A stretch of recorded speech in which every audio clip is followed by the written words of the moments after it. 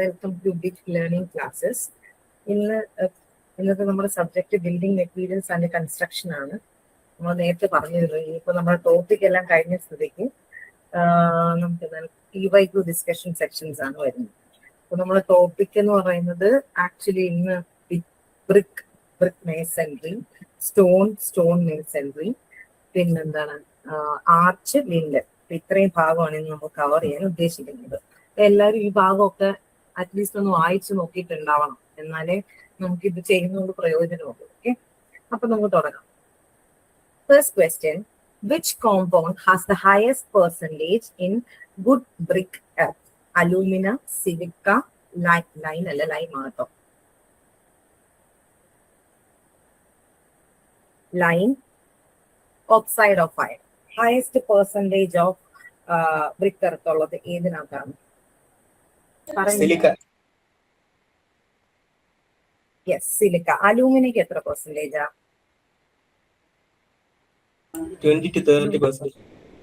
20 to 30%. സിലിക്കോ 50 to 60%.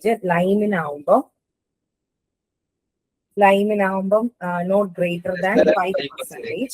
And iron oxide എന്ന് പറയുമ്പോൾ 5 to 6%. ഇതാണ് നമ്മുടെ പെർസെന്റേജിന്റെ കണക്കുകൾ. Next question, the standard size of modular brick in India is 20 by 10 by 10 centimeter, 19 by 9 by 9, 19 by 9 by 4, 22 by 11 by 11. ഏതാണ് modular size of brick എന്ന് പറയുന്നത്? മോഡുലാർ എന്ന് പറയുന്നത് സ്റ്റാൻഡേർഡ് സൈസ് ആണ്. ഏതാണ്? ബി. രണ്ട് സൈസ് എടുക്കത്തില്ലേ? യെസ്, എനിക്കറിയായിരുന്നു പറയുന്നത്. ഓക്കെ, 19 by 9 by 9 നമ്മുടെ സൈസാണ്, 19 by 9 by 4 നമ്മുടെ സൈസാണ്. ഇത് രണ്ടും ഓപ്ഷനിലുണ്ടെങ്കിൽ നമ്മുടെ കൂടുതൽ ആപ്റ്റ് ആയിട്ടുള്ള ആൻസർ PSC ഓപ്റ്റ് ചെയ്തിട്ടുള്ളത് 19 by 9 by 9 ആണ്. ഈ 19 by 9 by 9 ഇല്ല 4 ആയിരുന്നെങ്കിൽ നമുക്കിത് ടിക്ക് ചെയ്യായിരുന്നു. അങ്ങനെയെങ്കിൽ നോമിനൽ സൈസ് ഓഫ് ബ്രിക്ക് എന്താണ്? നോമിനൽ സൈസ് എന്താണ് ബ്രിക്കിന്റെ? 20 by 10 by 10. Yes, 20 by 10 by 10 ഉണ്ട്, 20 by 10 by 5 സെന്റിമീറ്റർ ഉണ്ട്. അങ്ങനെയാണെങ്കിൽ നോൺ മോഡുലാർ സൈസ് ഏതാണ്? നോൺ മോഡുലാർ സൈസ് ഏതാണ്? 23 by 11 by 7 ഉം 23 by 11 by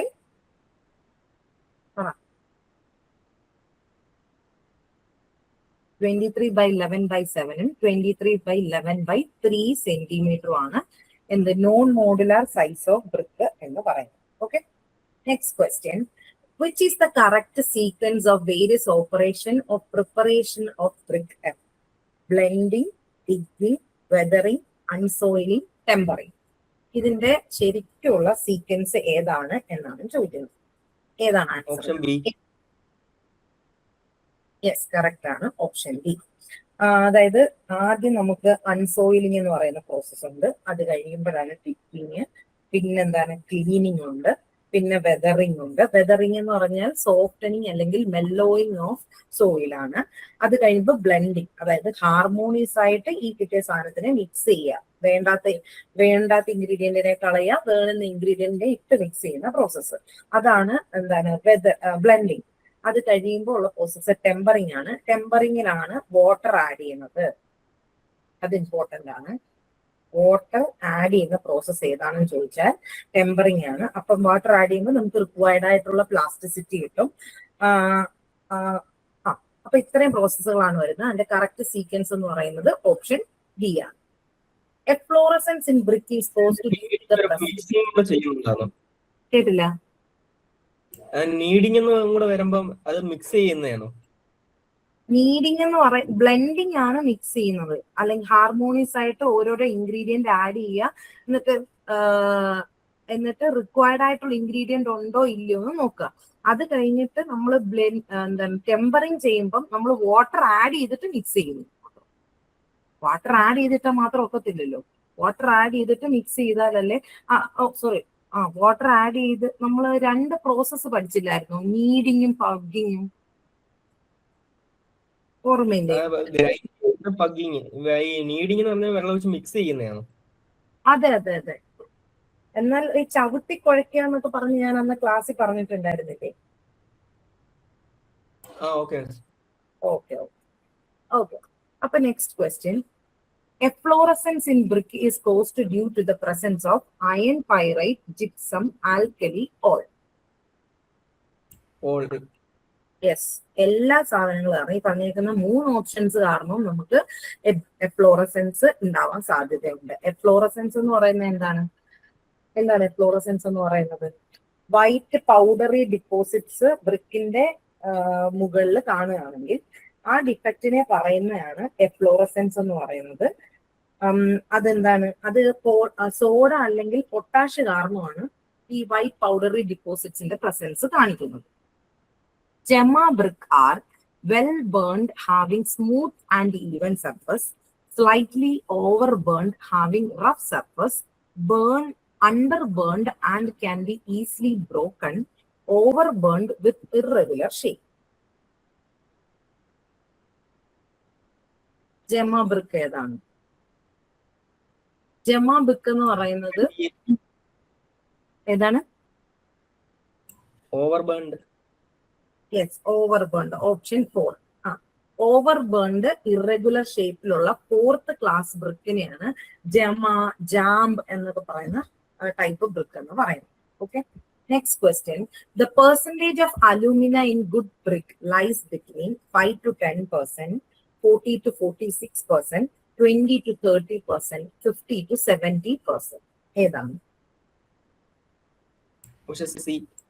യെസ്, 20 to 30%. അപ്പൊ ഈ അലൂമിന എന്ന് പറയുന്നത് ഇതിന്റെ നമ്മൾ ഓൾറെഡി പഠിച്ചതാണ്. എന്ത്? ചീഫ് അല്ലെങ്കിൽ മെയിൻ ഇൻഗ്രീഡിയന്റ് ആണ്. ഓക്കെ, ഒരു ബ്രിക്ക് എർത്തിനെ സംബന്ധിച്ചിടത്തോളം ഏറ്റവും ചീഫ് അല്ലെങ്കിൽ മെയിൻ ഇൻഗ്രീഡിയന്റ് എന്ന് പറയുന്നത് അലൂമിനയാണ്. അങ്ങനെയാണെങ്കിൽ മേജർ ഇൻഗ്രീഡിയന്റ് അല്ലെങ്കിൽ മോസ്റ്റ് ഇമ്പോർട്ടന്റ് ഇൻഗ്രീഡിയന്റ് ഏതായിരുന്നു?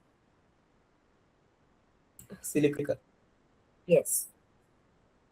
Main raw material used in making brick ഏതാണ്? Clay. Yes. The different efflorescence deposits of calcium, iron, sodium, both A and B.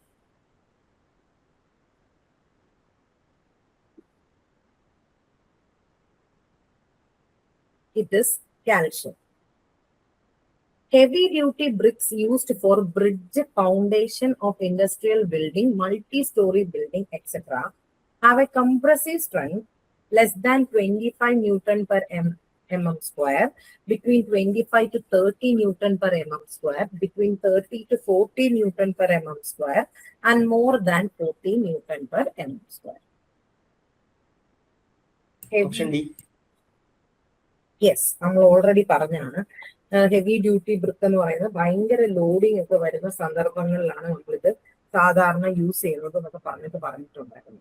അപ്പൊ അതിന്റെ കംപ്രസീവ് സ്ട്രെങ്ത് എന്ന് പറയുന്നത് 40 Newton per mm square ആണ്. Okay, when a brick is cut into 2 halves longitudinally, one part is called enclosure, pat, tween closure, bevel pat. Tween closure. Yes, it is tween closure. അപ്പോ ഈ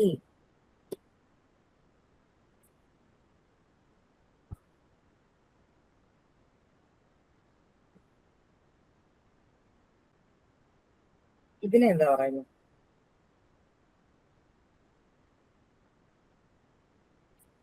ഫിഗറും ചോദിക്കാറുണ്ട്. ഈ സാധനത്തിന് എന്താ പറയുന്നത്? ഇത് ബിവൽഡ് ആണെങ്കിൽ ഇതാണ്ട് ഈ കോർണറിൽ നിന്ന് ഇവിടെ വരെ കട്ട് ചെയ്യണം. ഇത് ഇതിന്റെയും പാതി കട്ട് ചെയ്തേക്കുന്നു, ഇവിടത്തെയും പകുതി കട്ട് ചെയ്യുന്നു. ഇതിന്റെ പേരെന്താ? ഇത് thin closer. Okay. Frog is defined as depression on the top face of the brick, topmost course of plinth, brick whose one end is cut, splayed or metric for a full width, brick used for the corner of a wall. Option A. Yes, it is depression on the top face of the brick. ആ ഫ്രോഗിന്റെ dimension എന്തായിരുന്നു ഓർമ്മയുണ്ടോ? 1 to 2 centimeter. 1 to 2 centimetre depth. Okay, അതിന്റെ length breadth depth എന്ന് പറഞ്ഞ രീതിയിൽ നമ്മൾ പഠിച്ചായിരുന്നു. അത് ഓർമ്മയുണ്ടോ? ഫ്രോഗ് എന്ന് പറയുന്ന ഒരു ഡിപ്രഷനാണ്, ശരി തന്നെ. 1 to 2 സെന്റിമീറ്റർ ഡെപ്തിൽ ടോപ്പിൽ കൊടുക്കുന്ന ഡിപ്രഷനെയാണ് നമ്മൾ പറയുന്നത് ഫ്രോഗ് എന്ന്. Okay, fine. അങ്ങനെയാണെങ്കിൽ അതിന്റെ ഡയമെൻഷൻ എത്രയായിരുന്നു? 10/4/1 സെന്റിമീറ്റർ അല്ലെങ്കിൽ 10/4/2 സെന്റിമീറ്റർ ആയിരുന്നു ഫ്രോഗിന്റെ ഡയമെൻഷൻ എന്ന് പറയുന്നത്.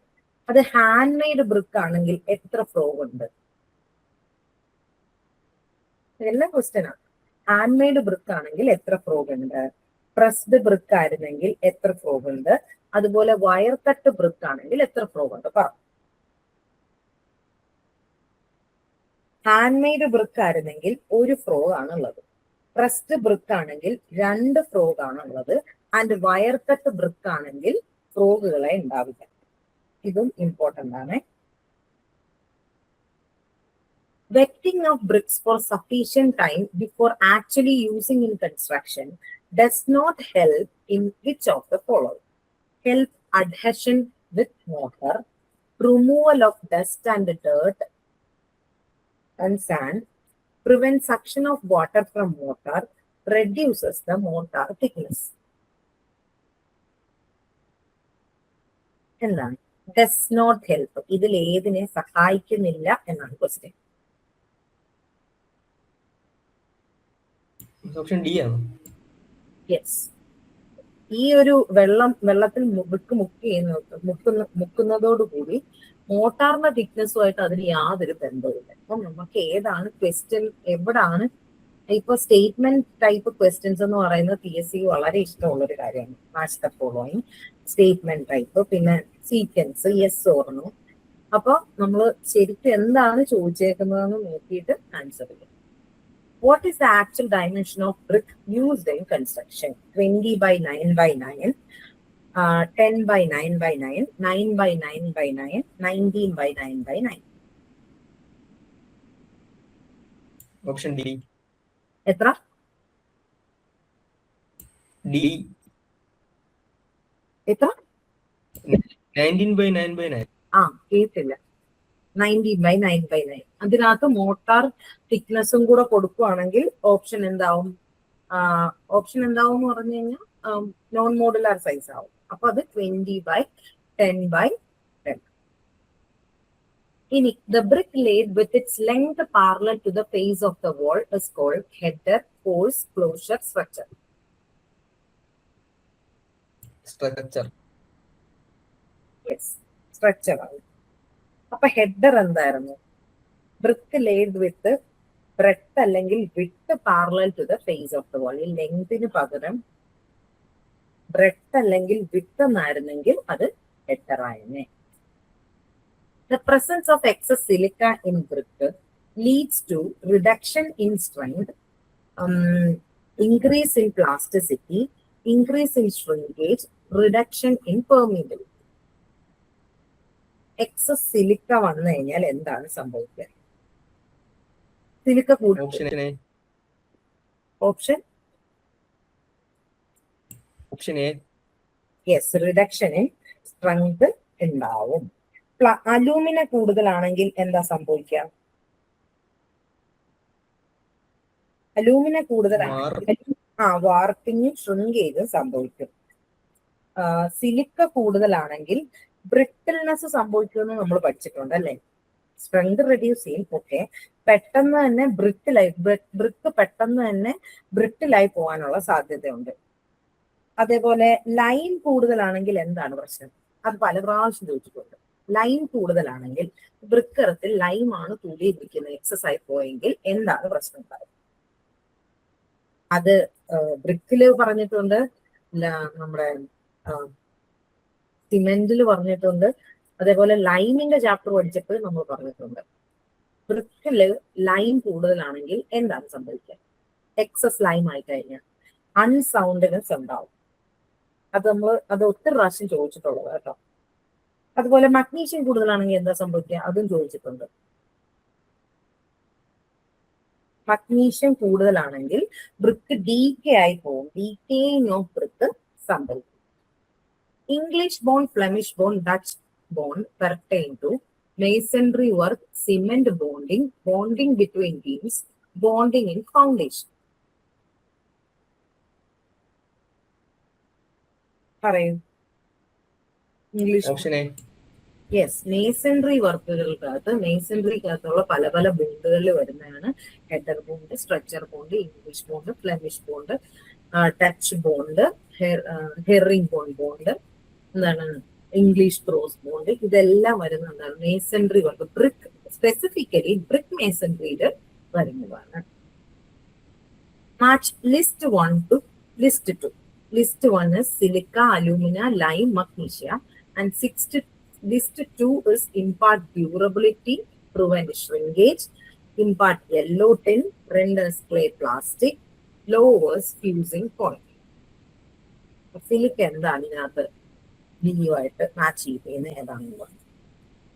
സിലിക്ക എന്ന് പറയുന്നത് impart durability and prevent shrinkage. Alumina എന്ന് പറയുന്നത് ക്ലേ പ്ലാസ്റ്റിക് ആക്കും. ലൈം എന്ന് പറയുന്നത് എന്താണ്, നമ്മൾ ഓൾറെഡി പറഞ്ഞതാണ്, എന്താണ് ഫ്യൂസിങ് പോയിന്റിനെ, ഫ്യൂസിങ് ടെമ്പറേച്ചർ ഓഫ് എന്താണ് സിലിക്ക എന്ന് പറയുന്നത് 1730 ഡിഗ്രി സെൽഷ്യസ് ആണ്. അത് ലൈം ആണ് അതിനെ ഡിക്രീസ് ചെയ്ത് 350 to 1100 ഡിഗ്രി സെൽഷ്യസിലാക്കുന്നത്. അതായത് 1730 ഡിഗ്രി സെൽഷ്യസിനെ ഡിക്രീസ് ചെയ്ത് 350 to 1100 ഡിഗ്രി സെൽഷ്യസിലോട്ട് കുറയ്ക്കുന്ന ഇൻഗ്രീഡിയന്റ് എന്ന് പറയുന്നത് ലൈമാണ്. ആൻഡ് മഗ്നീഷ്യ നമ്മൾ ഓൾറെഡി പറഞ്ഞിരുന്നു. യെല്ലോ ടിഞ്ച്, ബ്രിക്കിന് വരുന്ന ആ യെല്ലോ ടിഞ്ച് അല്ലെങ്കിൽ ഷെയ്ഡ് കൊടുക്കുന്ന ഇൻഗ്രീഡിയന്റ് ആണ് magnesia. Okay, next one. In brick masonry motor strength should match brick strength. Motor strength should exceed the brick strength and brick strength should exceed mortar strength. And option B, strength of masonry and brick are independent. ഏതാണ്? Option A. Yes, brick മേസൺറിയിൽ ബ്രിക്കിന്റെ സ്ട്രെങ്തും മോട്ടാറിന്റെ സ്ട്രെങ്തും തമ്മിലും match ആയിരിക്കണം. ശരിയാണ്. Tolerance limit for dimension of brick in length, width and height respectively for the sample of 20 bricks taken as per IS code are 2000 by 90 by 90 mm, 80 by 40 by 40 mm, 100 by 95 by 95 mm, 50 by 20 by 20 mm. ഏതാണ്? അത് വളരെ important question ആണ്. Recent ആയിട്ട് എക്സാമുകളിൽ ചോദിച്ചിട്ടുള്ള question ആണ് ഈ tolerance limit. പറയും. പണ്ടൊന്നും അതൊരു യൂഷ്വൽ ക്വസ്റ്റ്യൻ അല്ലായിരുന്നു, ഇപ്പോഴിപ്പോഴാണ് ഇത് അധികം കണ്ടുകൊണ്ട്. നമ്മൾ 19/9/9 ബ്രിക്ക് എടുക്കുകയാണെങ്കിൽ അതിന്റെ ടോളറൻസ് ലിമിറ്റ് എന്ന് പറയുന്നത് 80 by 80, 40, 40 mm ആണ്. ഇത് ലെങ്ത്, ബ്രെഡ്ത്ത്, ഹൈറ്റ് എന്ന് വരും. ഇനി അതല്ല, ഇത് നമ്മൾ ഓൾറെഡി പഠിച്ചതാണ്. ഓക്കെ, അപ്പൊ ആൻസർ എന്താണ്? 80 by 40 by 40 ആണ്. 80 by അല്ല, 80, 40, 40 ആണ്. If after every 3 or 4 structures, one header is used in all course as a brick masonry wall, then the bond so formed is called English garden wall bond, Flemish garden wall bond, structure bond, herring bond. പറയും. Option A. Option A അല്ല. എന്താണ് English garden വാൾ bond എന്ന് പറഞ്ഞാൽ എന്താണ്? Alternate കോഴ്സിനകത്ത് വരുന്നത്. ഒരു കോഴ്സിൽ തന്നെയാണ് വരുന്നത്. ഗാർഡൻ വാൾ ബോണ്ട് എന്ന് പറഞ്ഞാൽ നമ്മൾ സാധാരണ ഈ ബൗണ്ടറി വാളുകൾക്കൊക്കെ കൊടുക്കുന്നതാണ്. ഒരു 2 മീറ്റർ ഹൈറ്റ് വരെയാണ് നമ്മൾ കൊടുക്കുന്നത്. ഒരു കോഴ്സ് ഹെഡറിൽ ഒരു കോഴ്സ് ഹെഡർ കൊടുത്തിട്ട്, ഒരു കോഴ്സ് മൊത്തം ഹെഡർ കൊടുത്തിട്ട്. കേട്ടില്ല. ഇംഗ്ലീഷ് ബോണ്ട് ഓൾട്ടർനേറ്റ് കോഴ്സിലല്ലയോ? ഈ ഫ്ലെമിഷ് അല്ലയോ ഒറ്റ കോഴ്സ് വരുന്നത്? ഇംഗ്ലീഷ് ബോണ്ട് എന്ന് പറഞ്ഞാല് alternate course of header and structure ആണ്. ഒരു കോഴ്സ് മൊത്തം ഹെഡർ, ഒരു കോഴ്സ് മൊത്തം സ്ട്രക്ചർ. അതാണ് ഇംഗ്ലീഷ് ബോണ്ട് എന്ന് പറയുന്നത്. ഫ്ലെമിഷ് ബോണ്ട് എന്ന് പറഞ്ഞാൽ കേട്ടില്ല. ഇംഗ്ലീഷ് ഗാർഡൻ വാൾ വരുമ്പോഴേ അന്നേരം ആണെങ്കിൽ ഒരു സ്ട്രക്ചർ കഴിഞ്ഞിട്ട് അല്ല ഒരു ഹെഡർ ഒരു കഴിഞ്ഞിട്ട് രണ്ട് കോഴ്സ് മൂന്ന് സ്ട്രക്ചർ വരും. ഒരു കോഴ്സ് ഹെഡർ വന്നിട്ട് 3 or 4 കോഴ്സ് സ്ട്രക്ചർ വരുമ്പോഴേ നമ്മൾ ഇംഗ്ലീഷ് ഗാർഡൻ വാൾ ബോണ്ട് എന്ന് പറയും. ഫ്ലെമിഷ് ഗാർഡൻ അല്ലെങ്കിൽ ഫ്ലെമിഷ് ബോണ്ട് എന്ന് പറഞ്ഞാൽ എന്താണ്? ഒരു കോഴ്സിൽ തന്നെ, അതായത് നമ്മൾ പറഞ്ഞു ഒരു ലൈൻ താണ്ട് ഇങ്ങനെ വരുന്ന ഒരു ലൈനാണ് ഒരു കോഴ്സ് എന്ന് പറഞ്ഞത്. ഒരു കോഴ്സിൽ തന്നെ ഹെഡർ സ്ട്രക്ചർ ഇങ്ങനെ വരുവാണെങ്കിൽ ഇത് ഫ്ലെമിഷ് ബോണ്ടാണ്. നമ്മൾ എല്ലാ കോഴ്സുകളിലും എന്ന് പറഞ്ഞാൽ എന്താണ്? ഓരോ കോഴ്സുകളിലും അത് തന്നെയാണ് റിപ്പീറ്റ് ആവുന്നതെന്നാണ് ക്വസ്റ്റ്യൻ. ആ ഓൾ ആണ് അവിടെ കൺഫ്യൂസിങ് ആയി. മനസ്സിലായോ? ഹലോ, കുഴപ്പമുണ്ടോ? ഇല്ല, ഓക്കെ. ഇംഗ്ലീഷ് ബോണ്ട് എന്ന് പറഞ്ഞാൽ ഒരു കോഴ്സ് നമ്മൾ ഇങ്ങനെ കൊടുക്കുന്ന ഒരു കോഴ്സ് മൊത്തം ഹെഡർ ആണെങ്കിൽ അടുത്ത കോഴ്സ് സ്ട്രക്ചർ ആയിരുന്നു, അടുത്ത കോഴ്സ് മൊത്തം ഹെഡർ, അടുത്ത കോഴ്സ് മൊത്തം സ്ട്രക്ചർ, ഇങ്ങനെ വരുന്നത് ഇംഗ്ലീഷ് ബോണ്ട്. അതേസമയം ഒരു കോഴ്സ് നമ്മൾ കൺസിഡർ ചെയ്യുന്നത്, ഇതാണ് ഒരു കോഴ്സ് എങ്കിൽ ഒരു ഹെഡർ പിന്നെ ഒരു സ്ട്രക്ചർ, ഒരു ഹെഡർ പിന്നെ ഒരു സ്ട്രക്ചർ, അതായത് ഒറ്റ ഒരു കോഴ്സ് തന്നെ ഓൾട്ടർനേറ്റീവ് ആയിട്ട് വരുന്നതിനെയാണ് നമ്മൾ ഫ്ലെമിഷ് ബോണ്ട് എന്ന് പറയുന്നത്. അപ്പൊ ഈ ഗാർഡൻ വാൾ ബോണ്ട് എന്ന് പറഞ്ഞാൽ ഒരു ഹെഡർ പിന്നെ ഒരു 3 അല്ലെങ്കിൽ 4 സ്ട്രക്ചർ വരണം. അത് ഇംഗ്ലീഷ് ബോണ്ട് ആവണമെങ്കിൽ ഒരു കോഴ്സ് ഹെഡർ കൊടുത്തിട്ട് 3 അല്ലെങ്കിൽ 4 കോഴ്സ് ഹെഡ് സ്ട്രക്ചർ പോകണം. പിന്നെ ഒരു കോഴ്സ് മൊത്തം ഹെഡർ കൊടുക്കുക, പിന്നെ 3 അല്ലെങ്കിൽ 4 കോഴ്സ് സ്ട്രക്ചർ കൊടുക്കുക. അതേസമയം ഫ്ലെമിഷ് ഗാർഡൻ വാൾ ബോണ്ട് ആകുമ്പോൾ ഒരു ഹെഡർ കൊടുക്കുക, ഒറ്റ ഒരു കോഴ്സിൽ തന്നെ ഒരു ഹെഡർ കൊടുക്കുക, 3 സ്ട്രക്ചർ കൊടുക്കുക, അത് കഴിഞ്ഞിട്ട് വീണ്ടും ഹെഡർ കൊടുക്കുക. ഇതാണ് ഗാർഡൻ വാൾ ഫ്ലെമിഷ് ബോണ്ട് എന്ന് പറയുന്നത്. അപ്പൊ കുഴപ്പമുണ്ടോ? അങ്ങനെയാണെങ്കിൽ നമ്മളിവിടെ വേറെ ഒരെണ്ണം കൂടെ ഇതിനിടയ്ക്കൂടെ പഠിച്ചായിരുന്നല്ലോ, ഗാർഡൻ വാൾ ഫ്ലെമിഷ് ബോണ്ട് പഠിച്ചു കഴിഞ്ഞിട്ട് ഒരു മോങ്ക് ബോണ്ട് പഠിച്ചില്ലേ, അതെന്താ? 1:2 റേഷ്യോ ചെയ്യുന്നത്. കേട്ടില്ല. 1:2 അതെങ്ങനെ? ഒരു കോഴ്സിൽ തന്നെ ഫ്ലെമിഷ് അല്ലേ, സ്ട്രക്ചർ കൊടുക്കും. അതെ. Next question. What is the function of perforation in a perforated brick? Reduce weight, increase strength, improve aesthetics, increase water absorption. Perforation in perforated brick. എന്താണ് ഇതിന്റെ പ്രത്യേകത? വെയിറ്റ് കുറയ്ക്കും. എന്തോ? വെയിറ്റ് കുറയും. Reduce weight. ഈ പെർഫോറേഷൻ ഏരിയ ടോട്ടൽ ഏരിയയുടെ എത്ര percentage ആയിരുന്നു നമ്മൾ പറഞ്ഞിട്ടുണ്ട്? അത് എത്രയാണെന്ന് ഓർമ്മയുണ്ടോ?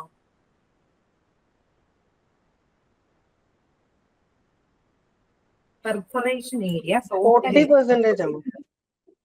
യെസ്, 30 to 45% ആണ്. 30 to 45% ആണ്. അതുപോലെ അതിന്റെ വാട്ടർ അബ്സോർപ്ഷൻ എത്രയാണെന്ന് ഓർമ്മയുണ്ടോ? ഇതൊക്കെ ഇമ്പോർട്ടന്റ് ആയിട്ടോ. വാട്ടർ അബ്സോർപ്ഷൻ 20% ആയിരുന്നു. അതുപോലെ അതിന്റെ compressive strength greater than 7 Newton/mm² ആയിരുന്നു. The defect in brick that causes swollen mass on the surface is called bloating, shuff, efflorescence, crack. ഏതാണ് ബ്രിക്കിന്റെ ഡിഫക്റ്റിനകത്ത് പഠിക്കുന്നത്? എഫ്ലോറസൻസ് അല്ലാതെ നമുക്കറിയാം, ക്രാക്കും അല്ലെന്നറിയാം. ബ്ലോട്ടിംഗ് ആണോ? അതെ, ഇറ്റ് ഇസ് ബ്ലോട്ടിംഗ്.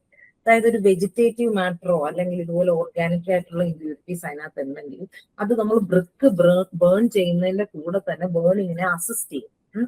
അങ്ങനെ വരുമ്പോൾ അതിനകത്ത് ഗ്യാസസ് ഫോം ആവും, കാർബണേഷ്യസ് അല്ലെങ്കിൽ സൾഫർ ഗ്യാസുകൾ ഫോം ആയിട്ട് ബ്രിക്ക് കുറച്ച് സ്വെല്ലൻ ആയിട്ട് നിൽക്കും.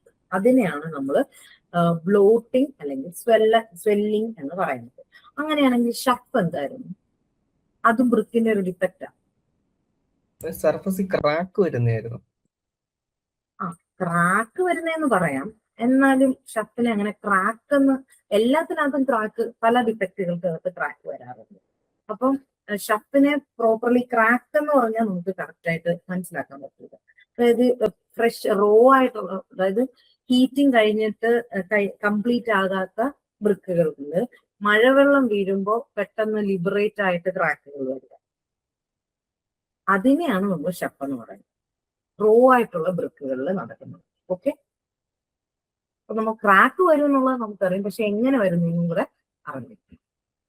The process of mixing clay, water and other ingredients to make the brick is known as kneading, pugging, molding, blending. തെറ്റിക്കരുത്.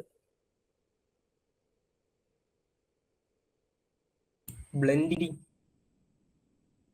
Mixing clay and water. Kneading. അത് pugging ആണോ? Kneading. നമ്മള് അന്ന് പഠിച്ചപ്പോ blending എന്ന് പറയുന്നത് ഹോമോജീനിയസ് മിക്സിങ് മാത്രമല്ല, അവിടെ വെള്ളം ആഡ് ചെയ്യുന്നില്ല. വെള്ളത്തിന്റെ കാര്യം പറയുവാണെങ്കിൽ ഓപ്ഷൻ നേരെ ടെമ്പറിങ്ങിൽ പോകണം. നമുക്കറിയാം ടെമ്പറിങ് എന്ന് പറയുന്നത് 2 തരത്തിൽ ചെയ്യും. നീഡിങ്ങും ഉണ്ട്, പഗ്ഗിങ്ങും ഉണ്ട്.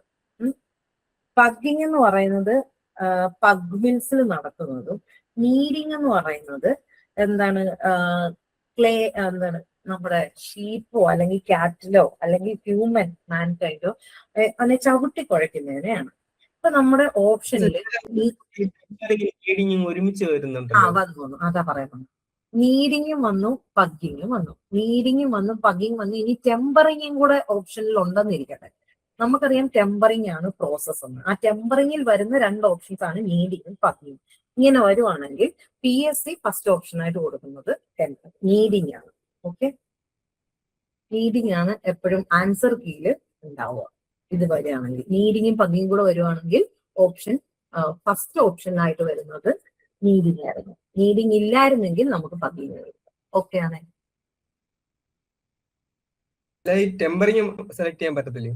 ഇല്ല, ഇത് ശരിക്കും ഇതെല്ലാം ഒരേ പ്രോസസ്സിന്റെ പല പല വ്യതിയാനപ്പെട്ട് ചെയ്യുന്നതാണ്. പക്ഷെ ഇത് 3 ഓപ്ഷനിൽ വന്നാൽ കൂടുതൽ കറക്റ്റ് ആയിട്ടുള്ള ഓപ്ഷൻ നീഡിങ് ഉണ്ടോ, നീഡിങ് ആണ് PSCക്ക് ഇഷ്ടം.